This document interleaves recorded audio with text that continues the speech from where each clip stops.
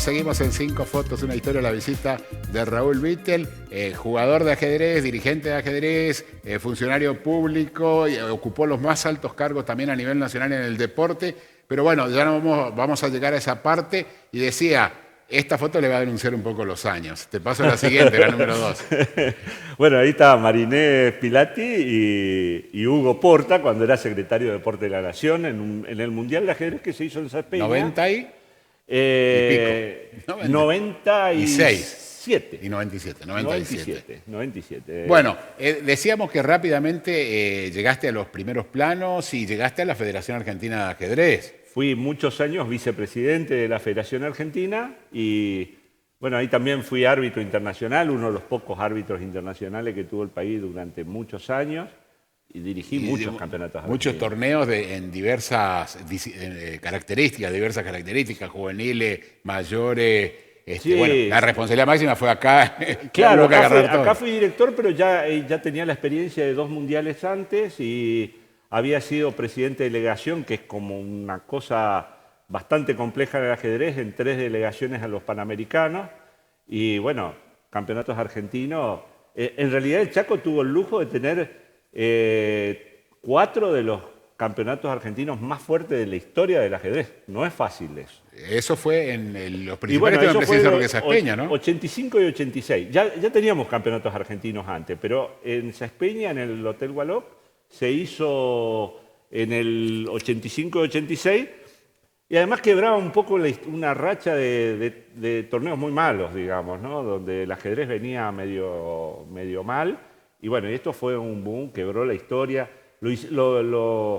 Hicimos con Mauricio, que siempre fue Estamos hablando de Mauricio Dorín, que fue campeón. Es maestro internacional, fue campeón chaqueño, pero el único maestro internacional, hasta ahora está en carrera Alessandro Manzone, que tiene chance. Son títulos no fáciles de conseguir, digamos. Es para pocos, digamos. Es muy para pocos. Yo creo que, salvo el otro día hablábamos, quién sabe como antecedente, solamente Julio Luna debe haber tenido, en una época que todavía no existía el título, la fuerza de maestro internacional. Elías Nissim también fue campeón argentino, ¿no? Elías Nissim fue el primer campeón argentino infantil, sería 14 años, en los Juegos Evita, y siempre me carga, porque como Elías es radical, me dice, a mí me entregó la Copa Perón, así que vos te falta mucho, me dice, para eso. Bueno, un momento clave en la historia del ajedrez, si nos remontamos a la historia, es el ingreso de ciudadanos extranjeros, especialmente europeos,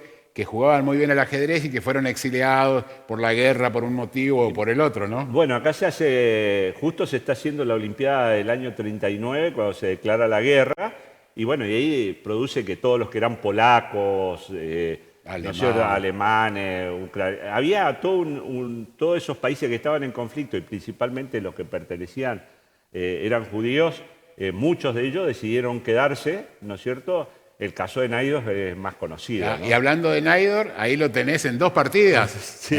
Compartiendo, digamos, una mesa de ajedrez. Qué orgullo, ¿no? Sí, en realidad con Miguel Naidor éramos muy amigos. Yo siempre, como tuve muchos contactos con los grandes maestros, siempre me costó jugar con ellos, ¿no? Hace poco lo tuve a Robert Ungaski en casa como 4 o 5 días y me dice, nunca jugamos una partida. Digo que yo tengo mucho respeto, yo te traigo, no es para que vos me entrenes. Entonces con Miguel, pero Miguel era un provocador, de eso que te encontraba y decía, con usted quiero jugar, vamos.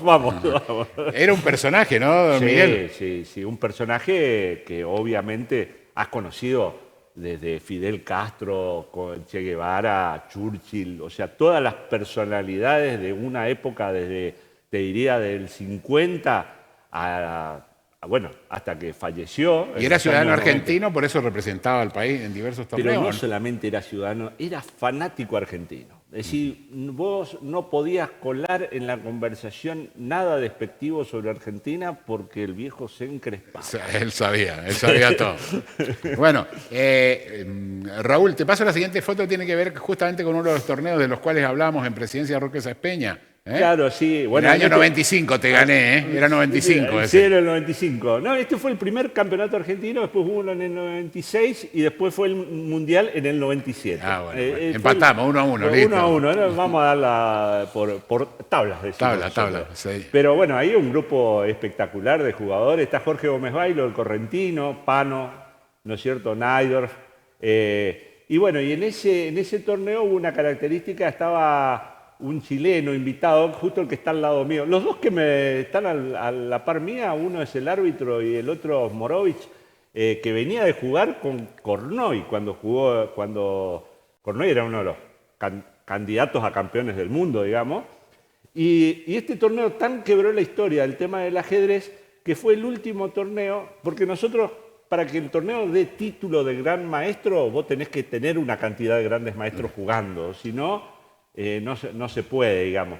Entonces nos hacía falta un gran maestro y lo invitamos fuera del campeonato argentino dentro del torneo. Entonces nos servía para que alguno de los chicos pudiera hacerlo.